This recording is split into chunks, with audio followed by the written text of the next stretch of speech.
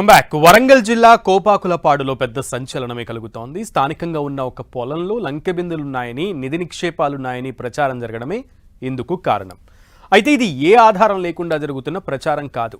ఓ వారం క్రితం ఇక్కడ వ్యవసాయ పనులు చేస్తోన్న కొందరికి నిజంగానే బంగారు ఆభరణాలు దొరికాయి. దీంతో అసలు పొలం యజమానికి, కౌలుదారికి కూడా తగాదా ఏర్పడగా విషయం పోలీస్ స్టేషన్ వరకు చేరింది. ఇంతకీ నిజంగానే ఇక్కడ లంకెబిందులు ఉన్నాయా?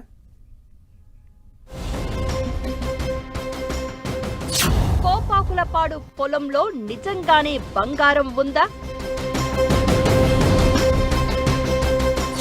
ఈ పొలంలోనే నిధి నిక్షేపాలు ఉన్నాయా? కౌలు కోసం డిమాండ్ పెరగడానికి లంకెబిందెలే కారణమా? ఈ పత్తి పొలం కింద ఒకప్పుడు ఆలయాలు ఉన్నాయా? వరంగల్ జిల్లా చెన్నారావుపేట మండలం కోపాకులపాడు ఇప్పుడు అకస్మాత్తుగా వార్తల్లోకి వచ్చేసింది.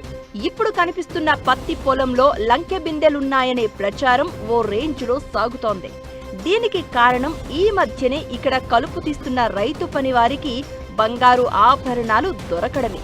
6 ఎకరాల భూమిలో కలుపు తీస్తూ ఉండగా కూలీలకు 50 తులాల బంగారం దొరికినట్లు ప్రచారం సాగుతోంది. పోయిన సంవత్సరం నుంచి బాలు అని భద్రు అని ఇద్దరు 3 ఎకరాలు చేస్తారు.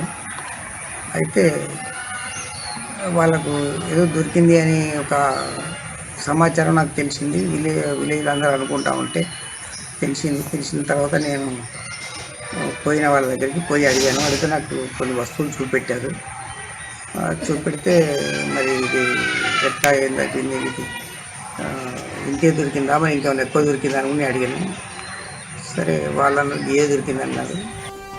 ఈ ఘటన జూన్ 24న జరగగా ఇప్పుడు ఆ సమాచారం ఫుల్ గా వైరల్ అయింది. అసలు ఈ పొలం ఇప్పుడు ఈరియా తండాకు చెందిన ఓ రైతు కౌలు పరిధిలో ఉంది. ఇలా బంగారు ఆభరణాలు దొరికిన సంగతి బయటపడగానే కమతం యజమాని పోలీసులకు కంప్లైంట్ చేశాడు. మేము గత 5 సంవత్సరాల కింద నా కుటుంబ అవసరంతో భూమి 6 ఎకరాల భూమి అమ్మిన రాజాల ప్రతాపరెడ్డికి. అతను కొన్నాక కౌలుకిచ్చిండు, లంబడలకు కౌలుకిచ్చిండు. ఆ లంబడ పేరు బూకే బాలు. ఆయన ఈ సంవత్సరం వ్యవసాయం చేస్తుంటే అందులో కొంత బంగారం దొరికింది. సుమారు 1/2 కిలో ఉంటున్నారు. దాన్ని ప్రతాపరెడ్డి వాళ్ళంతా కుమ్ముకై ఇది బయటికి రాకుండా, మాకు వాటాకి రాకుండా వాళ్ళే తినడం కోసం ప్రయత్నం చేస్తున్నారు. దీనిపై నిన్న సాయంత్రం పోలీసులో పిటిషన్ ఇవ్వడం జరిగింది. దీనిపై తగు విచారణ చేసి ఆర్కియాలజీ వాళ్ళు మాకు రావాల్సిన సొమ్మును మాకు ఇప్పించాలని కోరుతున్నాం. అసలు ఇక్కడ లంకెబిందెలు ఉన్నాయో లేదో కానీ చాలా ఏళ్ల క్రితం ఆలయాలు ఉండేవని, అందుకే ఇక్కడ తరచూ నిధులు బయటపడుతూ ఉంటాయని స్థానికులు చెబుతూ ఉన్నారు. ఈ వ్యవసాయ భూమి కాలక్రమంలో చేతులు మారుతూ రాగా 1991లో అప్పటి భూ యజమానికి, ఆ తర్వాత పొలంలో పనిచేసే జీతగాడికి కూడా బంగారం దొరికిందని చెప్పారు. అప్పట్లో దేవతామూర్తుల విగ్రహాలు లభించాయని కూడా ప్రచారం జరుగుతోంది. అయితే అప్పుడెప్పుడో భూమి యజమానిగా ఉండి తర్వాత విక్రయాలు జరగగా తాజా ఘటనతో పాత యజమాని కుమారుడు వచ్చి తమకి ఇందులో వాటా ఉందంటూ వాదనకి దిగడం గమనార్హం. అలా విషయం పోలీసుల వరకు చేరింది. ఇప్పుడిక్కడ భూముల్లో బంగారం, లంకెబిందెలు ఉండొచ్చనే నమ్మకంతో అర్ధరాత్రిళ్ళు తవ్వకాలు జరుగుతున్నట్లు చెప్తున్నారు.